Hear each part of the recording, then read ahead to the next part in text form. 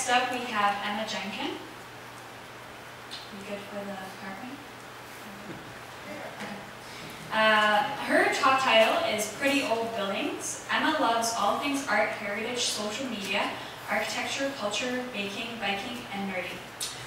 Emma is an advanced open water scuba diver, can knit a mean cable sweater, and loves mint chocolate chip ice cream. Please welcome Emma Jenkin. Yeah.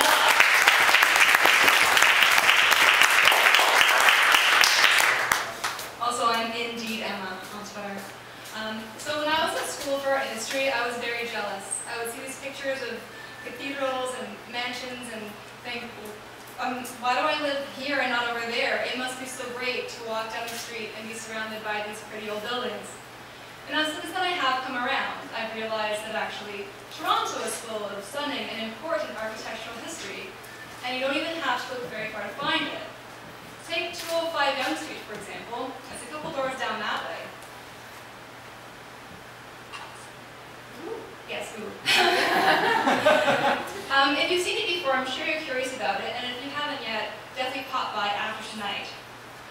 It was built in 1905 by Edward James Lennox, who you see here, and he was a bit of a badass. You may remember his works from such little things as Old City Hall, Castle Loma, half of Queen's Park, and a bunch of other ones around the city.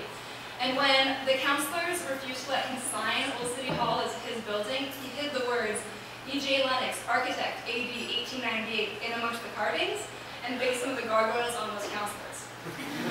He was less rebellious with 205 Yonge Street. He based it on a Greco-Roman temple, which was the style for banks at the time. Banks wanted to look strong and long-lasting, just like those empires were, before they collapsed.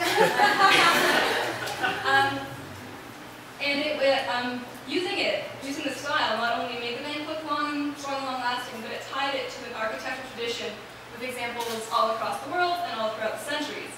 And it made it like we were part of this heritage group all around the world.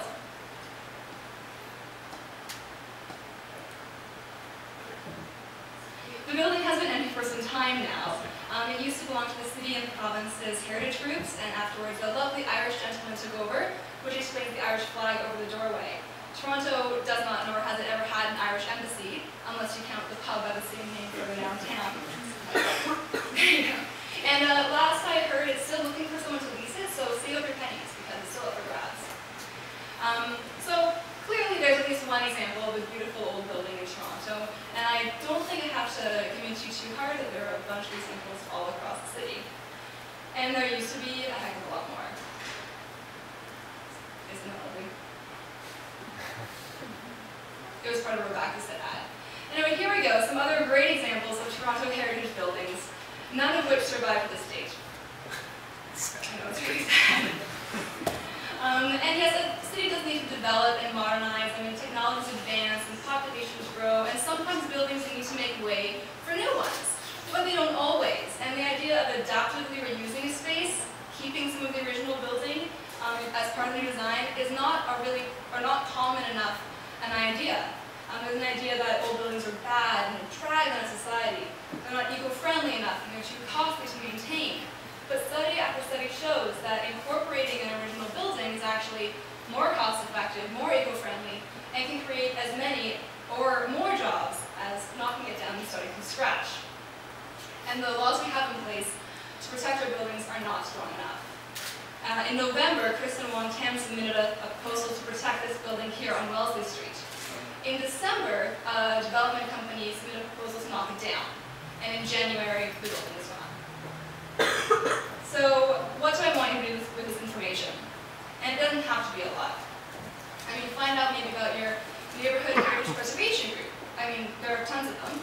Or ask your counselor what their stance are on heritage buildings and tell them that's really important. And if you're on Twitter, as I'm sure many of you are, you're in luck because there are a bunch of really great handles and hashtags to follow. They'll be coming shortly.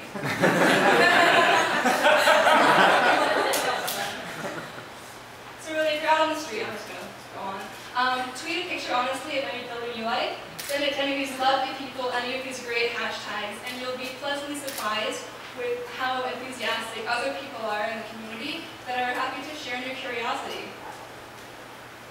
And at the very least, I hope next time you're walking down the mean streets of Toronto,